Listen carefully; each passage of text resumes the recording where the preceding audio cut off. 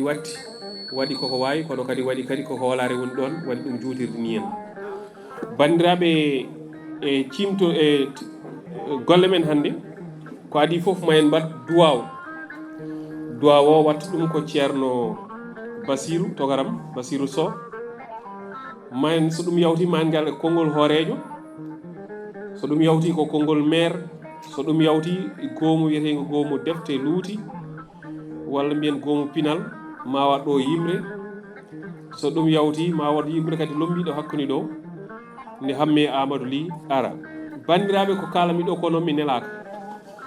leñol ngol e ngol jogui saɗede seeɗa jaafoɗon saabu to banggue wattu alay saago yimɓe eto so tawi yimɓe jiiɗi ko ɓamtade yimɓe eto hormade waktu o saabu so tawi kala nde yimɓe mbaɗi ko wayni ko wattintoɓe arɗe ɓe tan cappate wadde way kono yende wattiniɓe arɗe ɓe ene lebta adiɓe arɗe ɓe bandiraɓe ƴewɗen seeɗa enen ko leƴƴi ɗi mbawi ko fof kedi ɗi mbawi fof eɗen mbawi ko ɓuuri ɗum kono enen poti ƴewdade koye moon mi famɗiri noon wajaɗon wona waaju kalmi tan ko miijam nde jaforɗon joni o so hamme yawti ma wod haalɓe kono yewtere nde so Allah jaaɓi caɗele gonɗe hen ko eɗen kewno tajji furto ko 47 eɗen nayi 23 kono ɗum foye wade noon hawnaki ma en ƴewno mbaɗirɗen so Allah jaaɓi juurima on en jetti kadi kala musidɗo garɗo ɗo en mbawa limtude kono ene saɗi mo pawaten ɗo yitere tawa en ganda holi kañum tawa en mbawa reftude yettode mum kamɓe fof ɓe gari koye saabu ɗemgal ngal saabu leñol ngol kono kadi ɓe gari ko saabu aadi o e fimde nde ɓe jogdi e Pengal Mamadou Alsane Ba e enen yuɓɓinoɓe yewtere nde kala hitani ko ina wona duuɓi nogas e ɗiɗi joni somi juumani en beltinima kadi parrain o hono Mamadou Alsane Ba o ala ɗo e leydi ndi enen gondan ɗo e makko e kala hitandi hikka ko joom suudu makko kañum e sehilaɓe makko gari ɗo hono yeeso ardi sete o e sehilaɓe makko eɗen mbiyaɓe bisimilla eɗen beltini kadi dendagal arɓe ɗo ko jeeseɗe gowɗen ko en wowodirɓe on fannu kono kadi eɗen gardi e lewlewal communication saabu ko enen men ñaldi sababu ñaldugol e men mabɓe noon kadi ko jaltugol defte ɗiɗi mawɗe pattam lamiji e galle muulowo defte biteɗo lewlewal communication yaltini taw hen deftere wotere haalata ko gandal jowtingal e météo tawa waɗi ɗum ko karalla e on ɗon fannu deftere ɗimɓere nde kadi ko livre scientifique haalata koko faati e astrologie woni gandal jowtingal e weeyo kam e koode hande deftere nde yalti ɓe gaddidi enen ɗo son jokkodiri e mabɓe ɗo ina gasa kala cohlude deftere nde wawa ɗum hebde e nder ɓen ko Ousmane Makkali kañum e Abou Gaye yantude e Basirou Sow kañum e Zacharia Sow ko enen gardi ɗo yeti tawɗen ɗo jinnaɓe men mawniraɓe men Hamidou Ly yantude e Mamadou An kañum e Mamadou Amadou Ly e kamɓenne ɓe gari dusde en e nder oɗo ñalawma hono no ɓe mbaɗanno kala hitande no Basirou wini noon toɓɓere nde ina yaaji saaha o ina faadi en ƴeewat tan holno mbaɗaten kono kam kadi mi arta e erago ngo waɗi ngo woni so yimɓe gadodiri e waktu yo kormo waktu o hormade waktu gadodiraɗo to banggue gueɗal wona tan hakkude men kono ko hakkude men e jomiraɗo saabu kala ko taƴa e waktu ina foti waɗede e nde taƴa nde hunde fotani fuɗɗade nde foti gasde kono ko rendo men hande addiri hono noon mataw rendo ngo ne addiri foof en jarat hono noon tan titode nde ko keewal ɗemɗe beele ko tonngol e lelnugol ɓamtare ɗemɗe leydi holko titode nde yiɗi wiide ko so ina lelne politique linguistique walla politique de langue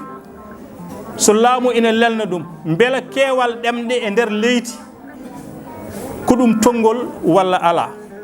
haadi mi salminima haadi mawno ko namdal titode nde ari koye maali namdal so ari e maale namdal noon jogoto ko eey kono ma en eto wadde lelnirde ɗum hono noon so wonno ko binda ko dissertation kono kadi ma en eto lelnude ɗum e fannu goɗɗo ƴeewde ko wiyete ko keewal ɗemɗe leydi Sénégal hannde ina qiimi e nder décret baɗaɗo gila 2001 somi juumani e lewru février wonde kala ɗemgal baɗanagal décret woni baɗagal codifié woni ɗemgal hankkadi une langue nationale. kono ma en eto ƴeewde beela ko holno keewal ɗemɗe sifori e nder aduna o e nder Afrique ha naaten ɗo e nder leydi Sénégal. ƴeewen hol etinoɓe jabtade e ngal ɗon namdal nannugol ɗemɗe e jangde walla dokkugol ɗemgal fof fodde mum won rokkunoɓe hen miijoji ko wayno Samba Julde Thiam woɗɓe waɓe noon ƴeewen miijoji mabɓe ɗi holno ɗi mbawi amnorade walla ɗi mbawata amnorade. ƴeewen e nder ɗemɗe goɗɗe leyɗele goɗɗe e nder Afrique ko wayno leydi Mali waɗɓe officialisé ɗemɗe kono officialisation woni lawɗinde ɗen ɗon ɗemɗe beele wonko ɗum battini e godal ngal ɗen ɗemɗe e iwdi ɗumen e statut langue nationale walla ala. ma en ƴeew bagginali UNESCO woni déclaration ngaji ɗi UNESCO wanno ko yowiti hol keewal ɗemɗe hol nafoore mum e nder leydi holko bonnata jasnude ɗemɗe e nder leydi walla ƴettude ɗemgal gotal fawe e nder leydi jofniren hollirde wonde hol politique mo laamuji leydi Sénégal jogui beele miijoji mabɓe ɗiɗo jogaɗi laamu nguɗo laamu ɓennugu ngu laamuji ɓenniɗi ɗi foof beele ina wawi yawtude walla ala holno jogori yawtirde namdetoɗen ni beela ala kadi ko fuɗɗi siinede taw wiyaka lawɗinama kono noon sa ƴeewi e nder tigui rigui koko lawɗina kono kadi ƴeewen hol leydi bandi réussir wadde feere ha ɗemɗe mum foof poto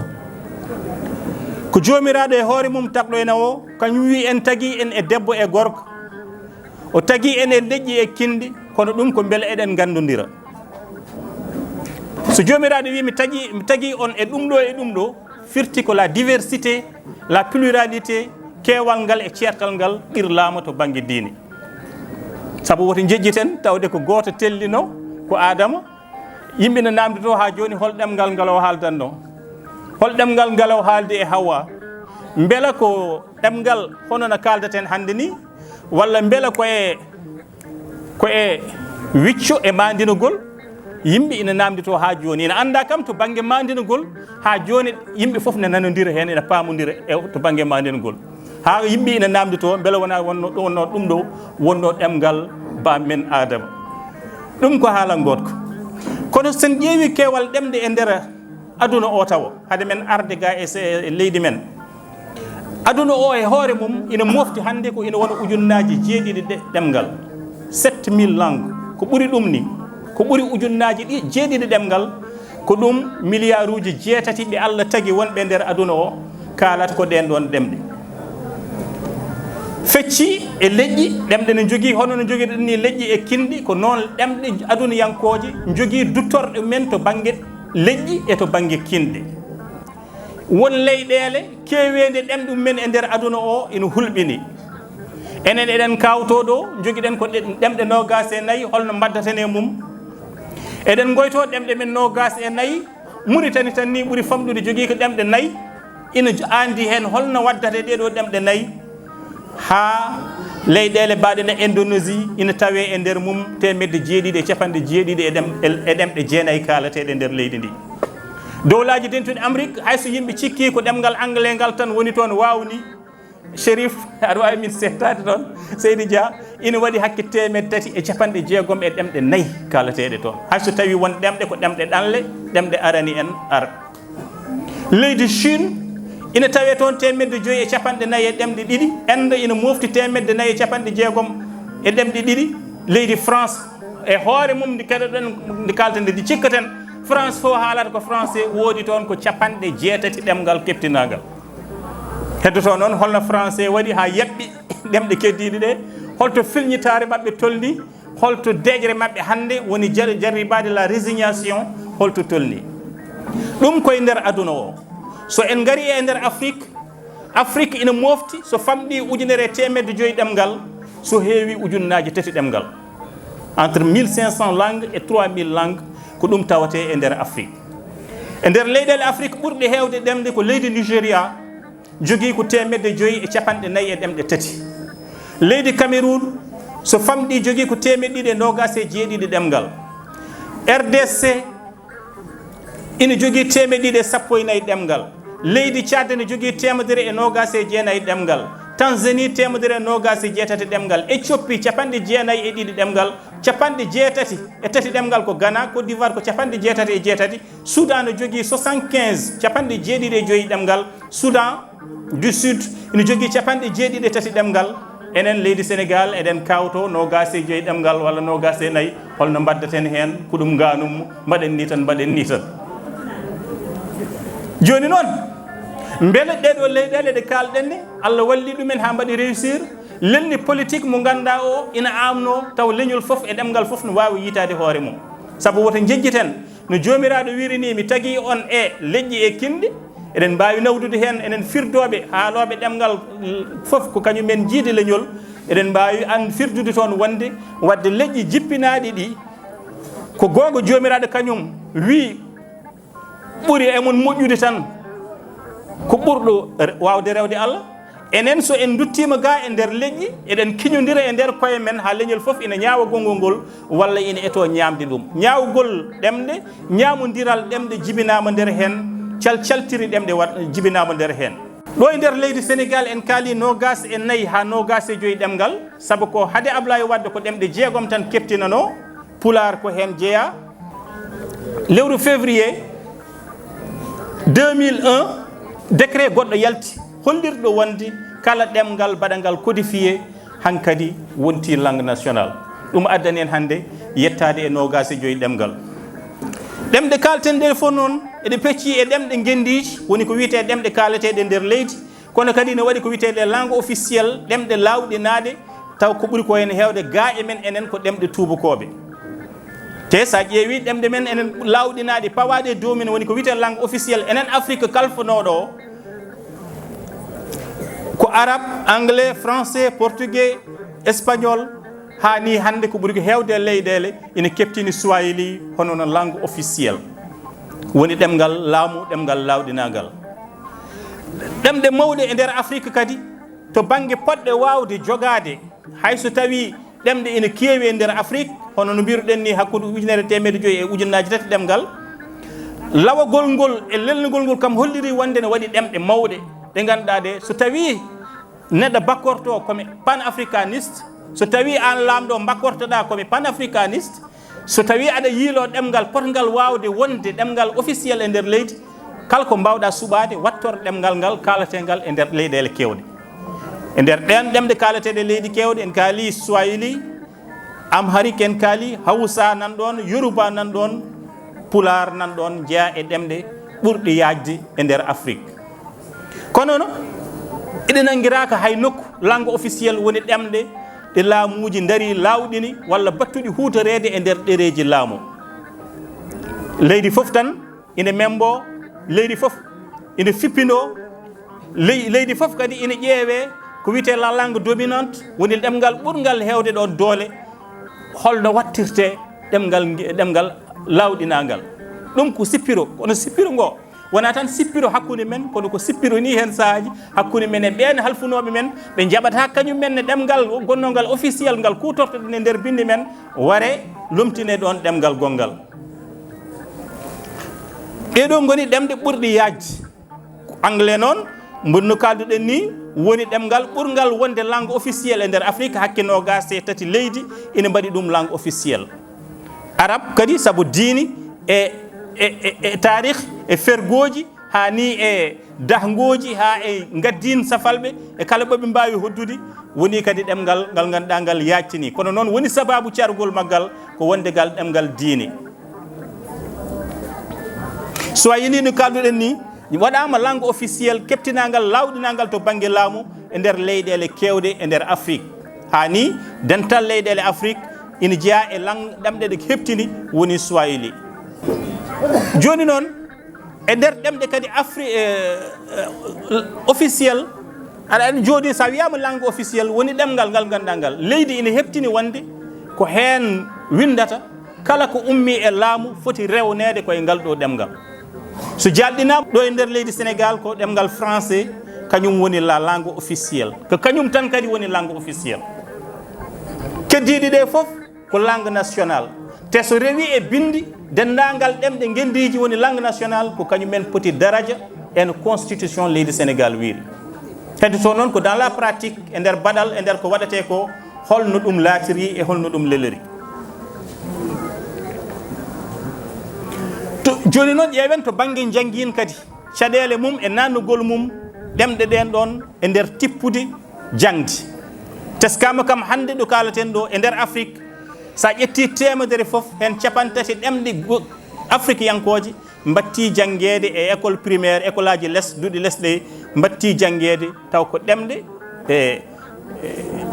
Afrique yankoje mbiɗen e nder Afrique tippude jangde mabɓe hakke leyɗele kewɗe ko ina woni capantati e kala temedere natni ɗum e nder tippude jangde mumen joni noon ƴeewi en UNESCO kañum e hoore mum mo ganduɗa o ko kañum jogui kala ko fate gueɗe gabbitiɗe e pine e ko way noon holko haali e keewal ɗemɗe e nder leydi e bawnugol holno ɗum hol nafoore mum walla ko caɗele goni hen walla ko holɗum UNESCO kañum ɓurani ɗum ko le multilinguisme woni keewal ɗemɗe yo wattore yo toppiti saabu ko kalɗen ko nani ko jomiraɗo wi komi tagui on e ɗum ɗo beela oɗon gandodira ndeke so tawi ngal ɗo wodana fayida ngal to wodata hay so tawi no wiye ngal ɗemgal angal mawni e ngal yaaji ko ngal ɗemgal walla ko ngal ɓuuri haalede ɗo e nder leydi Sénégal hono no ɗemgal wolof ni wawa wiyede kam sa nani ne wiye ko kañum ɓuuri ko saabu wonɓe dardi wadde ko dardi o on ɗum ɗon wona serɗe ɗemɗe ɗe dardiɓe UNESCO noon e yidde mum ko multilinguisme e intégration des langues nationales yo nanne e nder systéme éducatif yo nande e tippude jangde leyɗele men Afrique joni noon holno ɗum wonirta ko ɗum woni haala ka ko wayi no wonde foof hande leyɗele capantati e goho e nder Afrique nanni e nder jangdi mumen ko wiyete multilinguisme walla bilinguisme leyɗele capantati e goho e nder Afrique nanni e nder ɗemɗum men to banggue jangguin keewal ɗemɗe walla ko famɗe fof kamɓe cuuɓo ɗemɗe ɗiɗi woni ɗemgal ɓurgal haalede e nder leydi ndi sawnodira e ɗemgal gongal sen dokki yeru Mozambique woni yeru ha ni e nder tippude jangde mabɓe teskama wonde yaaruɓe jangde natirde jangde mumen e jangguɓe toon ɓe 15 e kala temedere woni ɓuural ɓen ɗon e dow ɓe ndewani e ɗemɗum men gam wawde jangguinde e laatade mataw yeru o Basirou Keɓe ɓuuri ɗum humpitade ne wawno tan hadde ɗo e nder leydi Sénégal taw en jiggoyaki ha Mozambique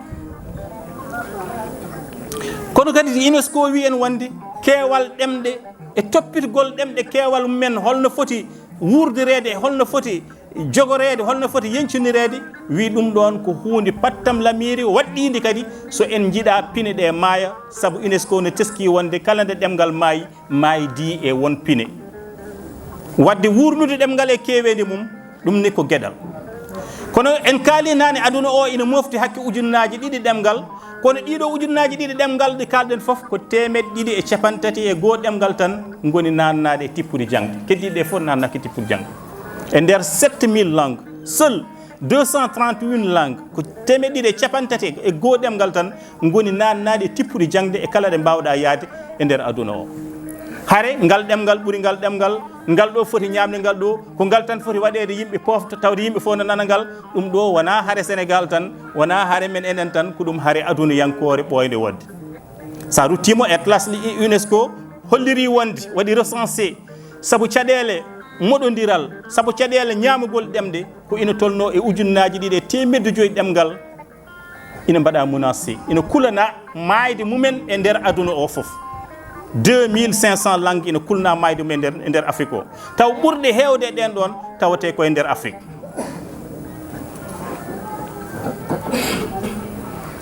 ɗum waɗi UNESCO wiide e nder Afrique 10% sappo e kala ɗemɗe temedere ɗemɗe ƴettuɗa 10% o jeeya koye ɗemɗe maayoyoje fannu ko warata ɗemgal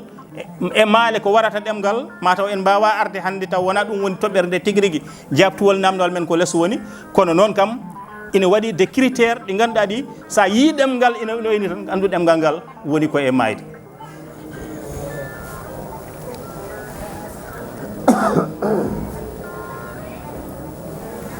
ɗum foof e waade noon no mbirunoɗen ni nani e nder leyɗele 55 Afrique 34 hande nanni jangde tippude jangdu men nanni hen ɗemɗe gendiji.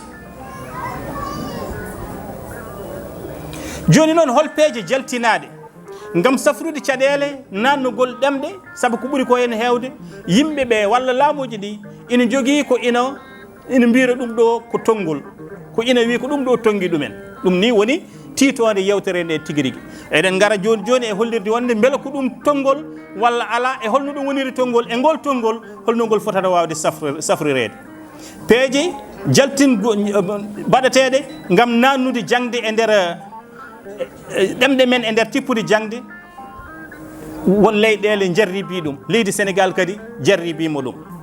kono ko mbirten ko ñande hen sahaji ina wawi wonde funti funere mbiɗa tan ɗemgal ma wonti langue officiel tan jagga hen mataw langue officiel kono holko ɗum firti beele ko foti ko wonde dadɗude mum ha to jaaɗa foof e nder bureau ji to jaaɗa foof aɗa wawi hutorade bindol ɗemgal ngal ɗon gam naftorade ɗum ɗon ko cohluɗa so ɗemgal yettaki toon kadi weede ɗum langue officiel ko ɗum caɗele. sa ƴeewi leydi Mali suuɓi ko ɗemɗe 13 waɗi ɗum langue officiel hande ɗo kalten ɗo ɗemɗe 13 bambara arabe soninke pular sénéra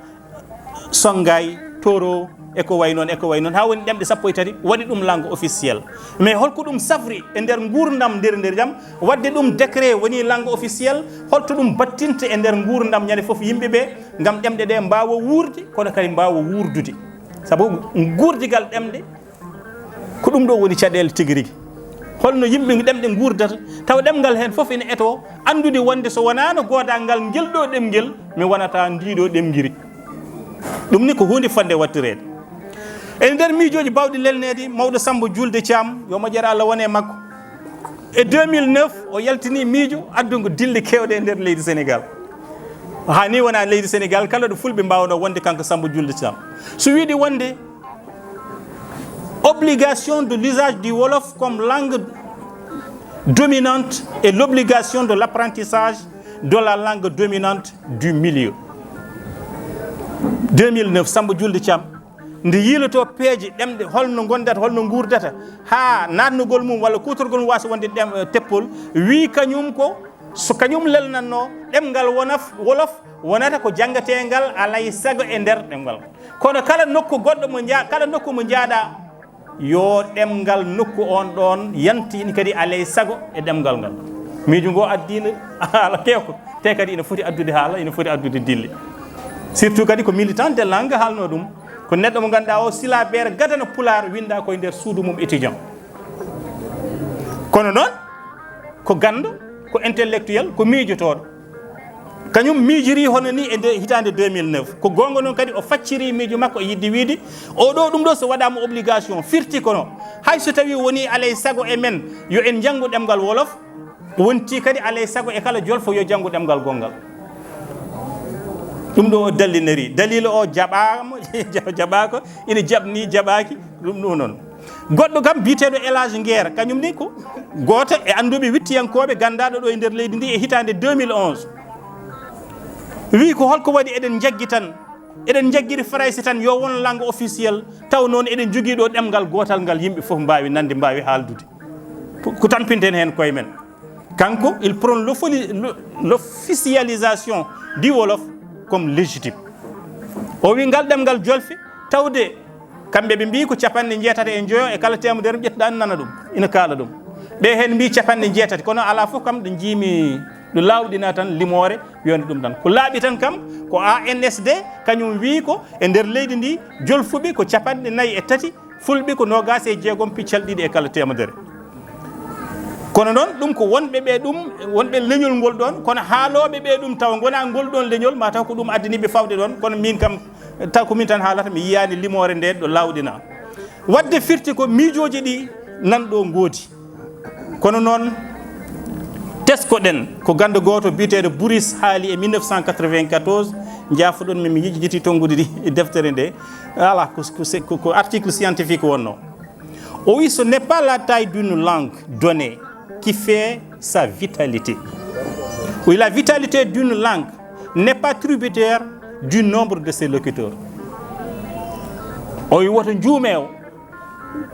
juume woto cikke guurgol lankalagol ɗemgal tigi rigi walla kewgol haaloɓe mum ko ɗum woni ɗemgal, ɗum woni tiiɗgol ɗemgal, ɗum woni gurdam ɗemgal. O wi gurdam ɗemgal fawaki e nder leydi e keewal haaloɓe mum, ina waɗi critére uji goɗɗi poɗɗi wawde daɗɗede.